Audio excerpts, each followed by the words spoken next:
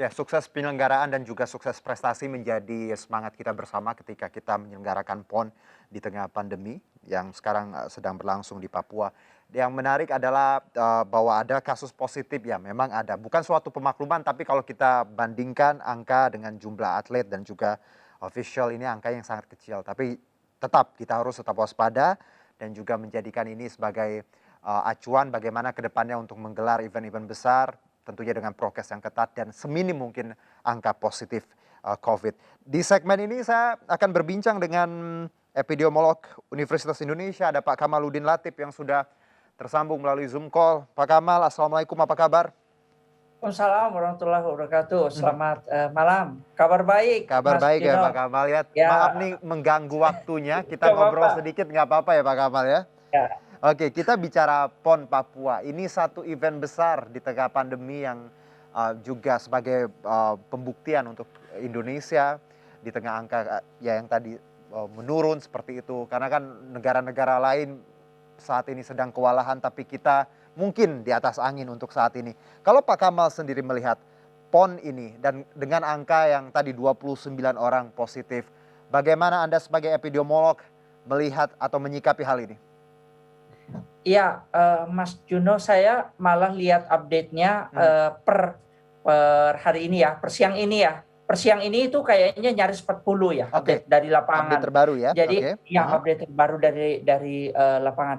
Jadi kalau kita lihat dulu pasca ketika Olimpiade, saya menyampaikan juga sebetulnya dalam sebuah kesempatan bahwa eh, event terbesar dunia itu terselenggara kemarin itu adalah Olimpiade Tokyo. Iya. Nah, Olimpiade itu di mana masyarakat dunia dan kita mencatat kisah Olimpiade dengan segenap pembelajarannya. Terlepas dari itu, tetapi kita lihat bagaimana sebuah event olahraga terbesar dunia bisa diselenggarakan dengan baik karena adanya perencanaan yang matang, kemudian konsistensi, implementasi, dan kolaborasi. Ini menjadi penting ya, karena kalau kita bicara event berarti ada penyelenggara, ada pemerintah, kemudian ada atlet, dan juga jangan lupa ada rakyat di situ yang jadi penonton. Nah ketika itu kita sampaikan juga bahwa pemerintah berencana untuk menggelar event ini di Oktober yang sekarang ini, tentunya itu bisa banyak ditiru. Nah, saya melihatnya begini, bahwa kalau kita perhatikan memang dari data itu ada 7.000, kita bandingkan dengan 7.000 atlet ya, kita bandingkan dengan Olimpiade itu ada sekitar 11.000.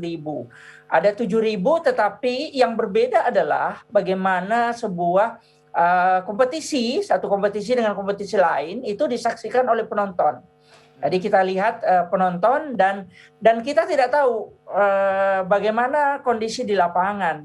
Karena kalau misalnya kontrol di lapangan itu bisa dilakukan sedemikian strict. Lalu kalau saya perhatikan misalnya ya dari tayangan kita lihat bagaimana rapatnya antara satu official dengan official yang lain itu juga menjadi indikasi dari segi epidemiologi bahwa sebetulnya protokol itu tidak dipatuhi secara ketat. Itu juga termasuk penyerahan hadiah dan seterusnya atau apapun kegiatannya itu kira-kira Bang Juno. Iya, ini menarik ini Kang Gamal membawa hal ini karena kalau saya compare juga ya kita dengan Tokyo nyaris tidak ada penonton baik itu opening dan juga beberapa venue olahraga besar seperti itu dan juga penyerahan hadiah di Tokyo juga diambil sendiri seperti itu ya Kang ya medalinya. Kalau ini tadi sempat ada tos masih ya sedikit walaupun dengan bagian punggung tangan seperti itu. Nah ini juga harusnya jadi perhatian ya Kang Kamal bahwa Tokyo sebenarnya bisa jadi benchmark untuk kita lebih baik lagi seperti itu. Betul. Jadi ada beberapa event. Yang terakhir kan kemarin Piala Sudirman, tapi itu kan hanya satu cabang olahraga. Betul. Jadi kita mesti melihat dan di masa pandemi ini yang paling bagus untuk menjadi referensi kita adalah Olimpiade itu. Bagaimana penyelenggaraannya. Nah, kalau kita bicara tentang transmisi penyakit, hanya tinggal menunggu waktu ketika sebuah event diselenggarakan dengan tidak mematuhi protokol kesehatan dengan bagus, dengan ketat, maka klaster itu akan bermunculan. Kenapa saya katakan demikian? Oleh karena event seperti ini kan akan disaksikan banyak orang, akan ada kumpulan. Nah, kumpulan ini berada di satu titik-titik tertentu, misalnya di Jayapura. Saya beberapa kali ke Papua ya. Jadi kalau di Jayapura ada, di Merauke ada.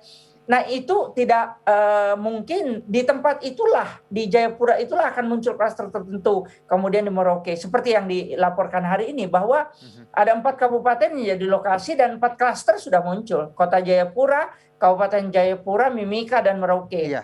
Jadi itu yang harus menjadi perhatian sebetulnya baik pihak penyelenggara, terutama Satgas. Saya mengatakan Satgas di sini, Satgas tidak boleh tunduk kemudian mengikuti keinginan banyak pihak, tetapi Satgas bisa berdiri untuk kebaikan bersama. Seperti itu, Bang Juno. Baik, iya, kalau terkait kasus tadi Anda menyebutkan memang ada di 4 tempat ya, klaster kota, Kabupaten Jayapura, Merauke, dan Mimika. Jadi ini yang jadi perhatian. Nah, kalau bicara tadi pernyataan Anda bahwa Satgas tidak boleh ya harus tadi konsisten ya dengan prokes segala macam, dengan acuannya. Tapi kita tahu bahwa ini pekan olahraga ya Papua seperti itu. Mungkin ada pemakluman ketika di lapangan karena kita tahu semangat dari saudara-saudara kita di Papua yang ingin menyaksikan, dan juga social distancing tadi agak berat seperti itu, Pak Kamal. Jadi harus gimana? Kalau memang tidak boleh ada pemakluman sedikit pun terkait tadi social distancing ataupun kerumunan, ya Pak Kamal ya? Ya, begini Bang Juno, kita paham betul bahwa kondisi hampir 2 tahun, 1,5 tahun ya sejak Maret itu, di mana wabah itu terjadi di Indonesia. Jadi kemudian kita juga lebih banyak diam di rumah. Nah situasi ini membuat rakyat itu kemudian merasa bahwa haus untuk hiburan. Yeah. Jadi kompetisi olahraga ini kan jadi salah satu hal yang paling menarik untuk disaksikan, terutama kepada para pencinta olahraga. Itu tetap bisa kita saksikan. Misalnya event olahraga di luar ya, outdoor, itu bisa disaksikan. Kemudian tidak harus berdekatan. Okay. Kemudian kapasitas stadion, kapasitas di di geloranya, di gornya ya, itu juga dibatasi. Artinya sebetulnya bisa dibagi. Kemudian penyelenggara juga mesti paham betul. Itulah yang saya katakan bahwa perlunya sebuah perencanaan, blueprint perencanaan yang matang. Bagaimana kita membuat siklus penyelenggaraan, mulai dari kedatangan, kemudian bagaimana atlet diarahkan. Nah, sampai penonton juga seperti itu. Jadi diarahkan betul distribusi penonton, kemudian kepatuhan penonton terhadap ini, protokol itu. Kita tidak melarang, tidak melarang. Kalau kita lihat nih beberapa VT ya, ini yang kita lihat ada cabang Muay Thai ini lagi menjadi visual kita. Ya.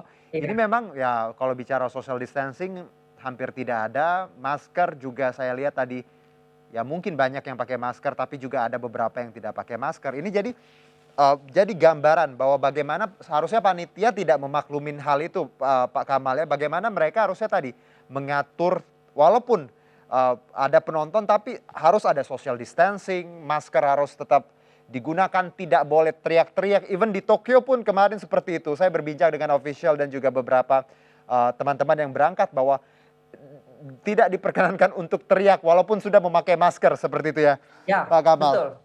Betul. Indonesia Berbicara sempat membahas sebenarnya tentang topik itu. Jadi kalau kita lihat sekarang ini panitianya sendiri tidak menunjukkan bagaimana protokol itu bisa dipatuhi dengan baik. Itu yang kita sayangkan ya.